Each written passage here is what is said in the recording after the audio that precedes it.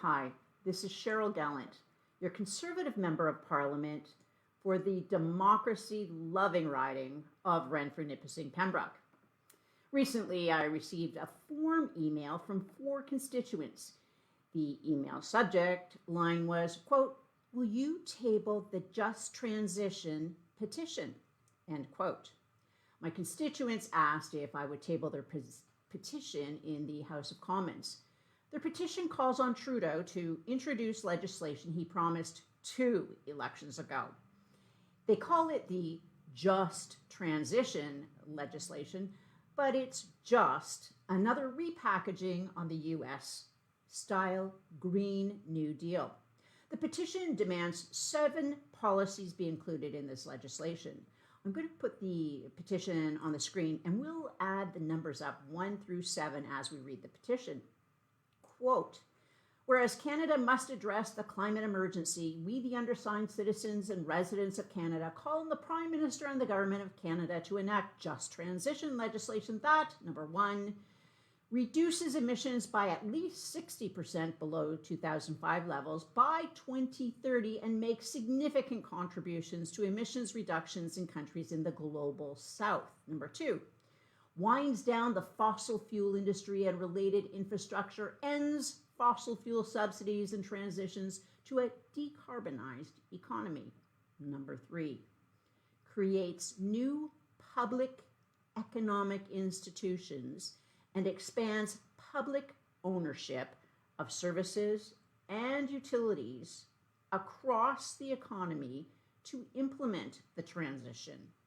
Number 4, creates good green jobs and drives inclusive workforce development led by and including affected workers and communities and ensures decent low-carbon work for all workers.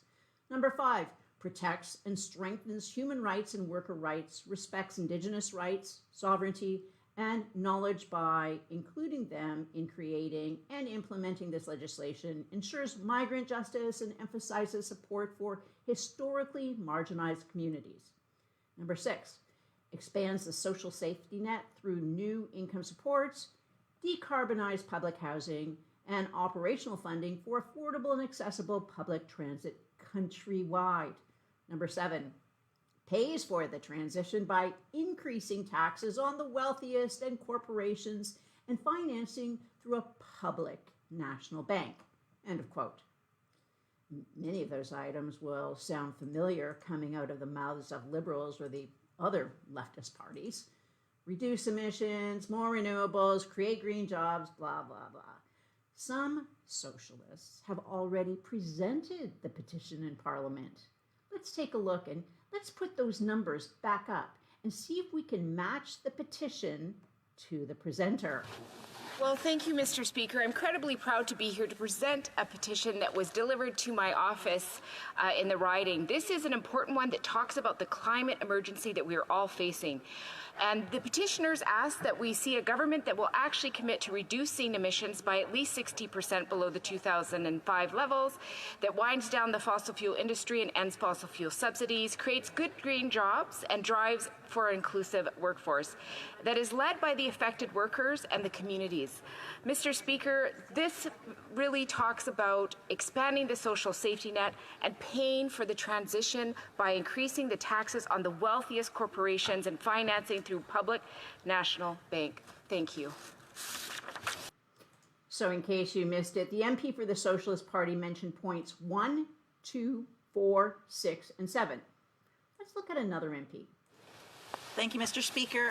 It's my great honour today to table a petition that is asking for the Government of Canada to enact legislation to provide just transition, and recognizing that we are in a climate emergency, that we are in a climate crisis, that the petitioners ask that we address the crisis to reduce emissions in Canada and in the global south, that we commit to a jobs plan to help people transition to new jobs and a new economy, that we would expand the social safety net, and that we would tax the ultra-wealthy and corporations to help pay for that just transition. Thank you very much, Mr. Once again, the New Democrat leaves out point 3. This is not a coincidence. Even the Socialist Party knows better than to say the Socialist part out loud. because that's what this whole Green New Deal socialist transition is all about. A climate emergency is just the latest excuse to impose socialism. Many in the media roll their eyes when conservatives talk about the threat of socialism. Some will claim that public education or public health care are examples of socialism. They're not. Let's take another look at that petition's third point, the one which both third-party MPs just happened to leave out. Quote, creates new public economic institutions and expands public ownership of services and utilities across the economy to implement the transition, end quote. That is literally the definition of socialism, the government takeover of major industries in the economy. Now, if these people actually cared about the environment, they would be the biggest anti-socialists, anti-communists in the world, because there is no worse environmental villain than the former Soviet apparatchik or the current Communist Party elite who control China. This isn't about climate change or protecting the environment. It is about socialism and using any crisis, real or imagined, to advance the socialist cause. They just don't want you to know it. That's why the third party purposely left that part of the petition out of their presentation to Parliament.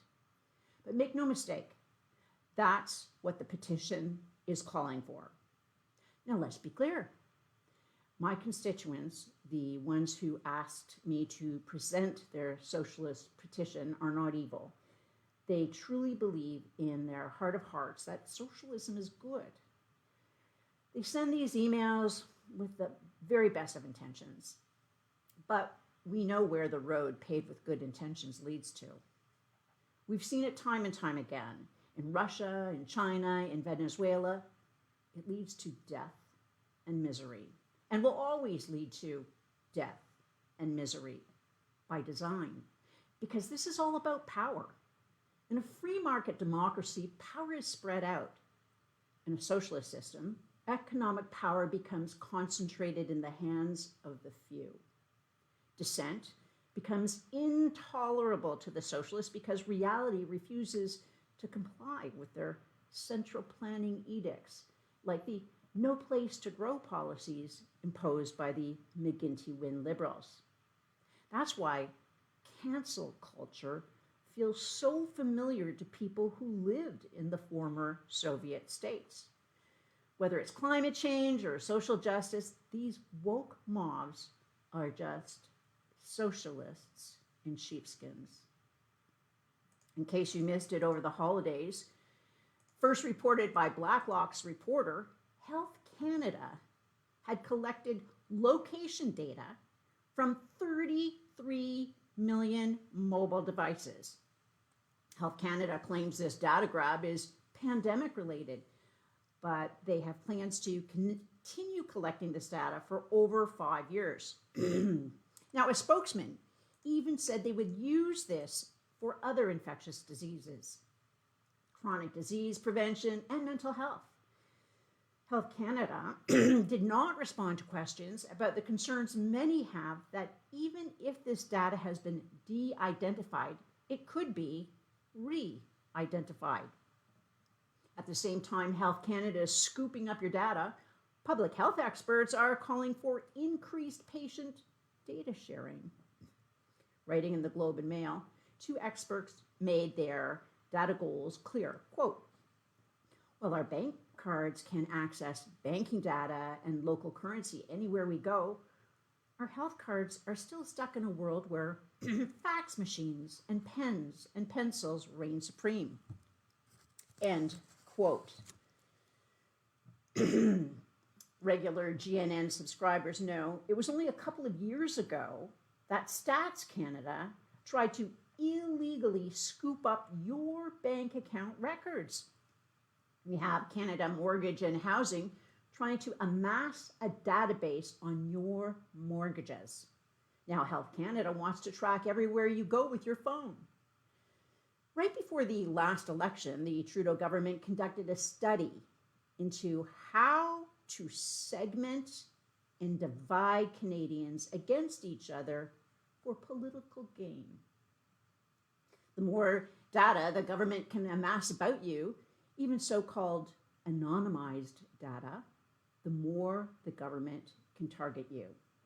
The targeting could range from something as innocuous as running targeted ads to remind you to renew your driver's license during the month of your birthday, to targeting you for investigation by the RCMP, the CRA, or even the CFIA. I'm just going to take a little drink here.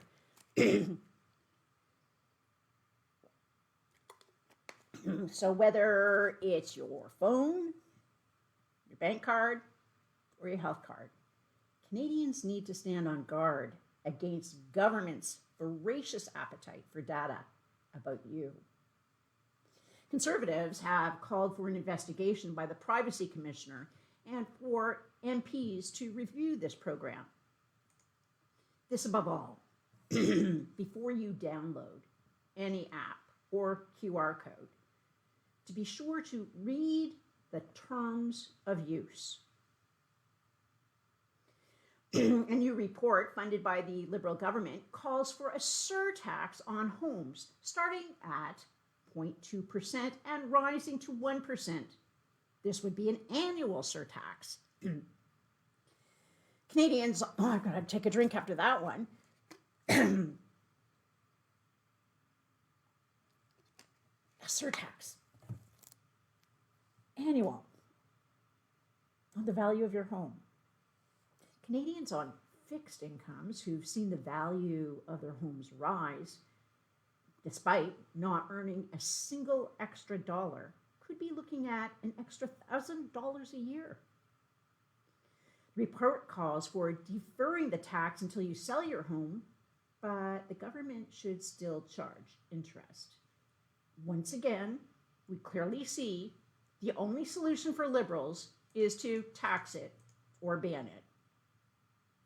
Since the start of the pandemic, the Liberals have been more concerned about power than helping Canadians. Remember, their first act was to try and suspend Parliament for 2 years. From the gun grab to Trudeau's super spreader election campaign, they've put their interests ahead of yours. Now, thanks to the federal failure to secure rapid tests, provinces are going back into lockdown. If you're an employee or an employer forced into lockdown by Trudeau's repeated failures, there are support programs for you. If you need assistance, even if it's accessing the programs, please call my office, 613-732-4404. Please like and share this video so more people can find out what's going on. Live from Ottawa, this is Cheryl Gallant.